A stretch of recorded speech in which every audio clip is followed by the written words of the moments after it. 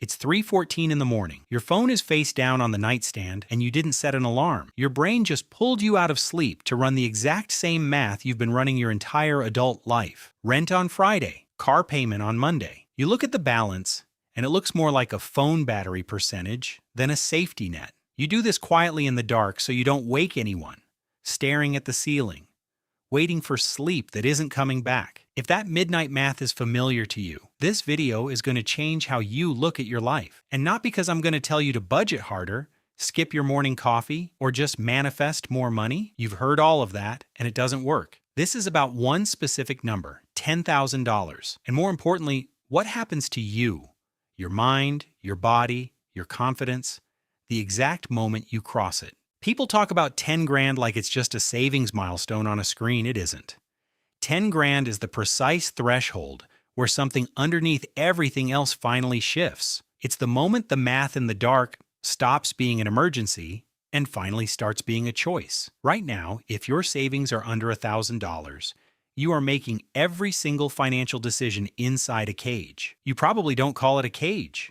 You call it being careful or being realistic. But let's be honest, it's just fear with a spreadsheet attached to it. When you live with zero margin, every decision goes through one terrifying filter. Can I afford to be wrong here? And because the answer is almost always no, you lose your power. You stay at the job you hate because you can't afford a 2-week gap in income. You don't push back on a lowball salary offer because if they rescind it, you're ruined. You stay in the apartment with the mold spreading in the bathroom because breaking the lease costs money you don't have. You say yes to things you want to say no to, and you let opportunities pass quietly because you can't afford the risk of waiting. The cage isn't your boss or your circumstances. The cage is your inability to absorb a single mistake. $10,000 doesn't fix everything. Bills still happen. Stress doesn't vanish. But what changes is that the filter completely flips. You stop asking, can I afford to be wrong? And you finally start asking, is this actually what I want? When you hit that number, there's no ceremony. It's probably a random Tuesday. You open your banking app, see 5 digits, screenshot it, and go about your day. But your nervous system just received a piece of data it has never had before. You can take a punch. Not a catastrophic disaster, but the average everyday hits that used to wipe out your entire month. Think about how a normal Wednesday changes. The car makes a terrible noise on your way to work.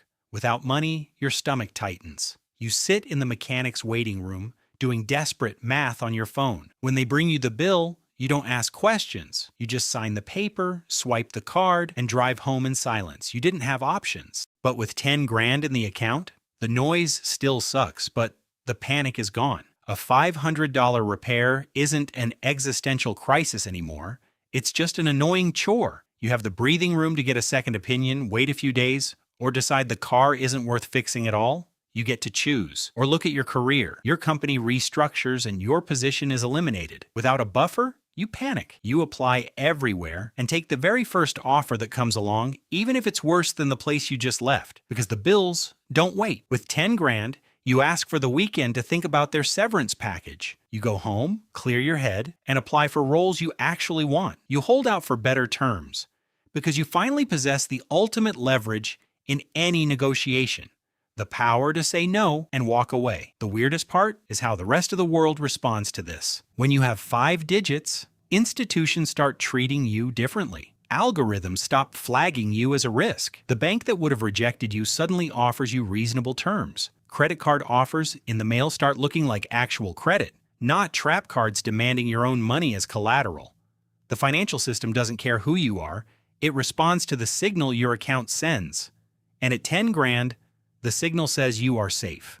But the deepest change happens inside you. When you are financially desperate, you constantly spend money you don't have to perform a version of yourself that is doing fine. You buy the upgrade or cover the dinner because admitting you can't would mean exposing the fear. Once you actually are fine, the performance ends. You stop shrinking in rooms where you feel outranked. You stop laughing at things that aren't funny just to keep a connection alive. The compressed, anxious version of you relaxes, and the real version steps forward. Paycheck to paycheck living makes time your enemy. It's just a countdown to the next crisis. But at $10,000, you watch your money sit in a high-yield account and grow by itself, even if it's just a few dollars a month. You get visual proof that money accumulates when left alone. The old story you told yourself about never being good with money completely evaporates. You aren't wealthy yet, you aren't rich, but the cycle is broken. The next morning, you wake up at 7:15 a.m. to your actual alarm. You open the app, not because you're terrified,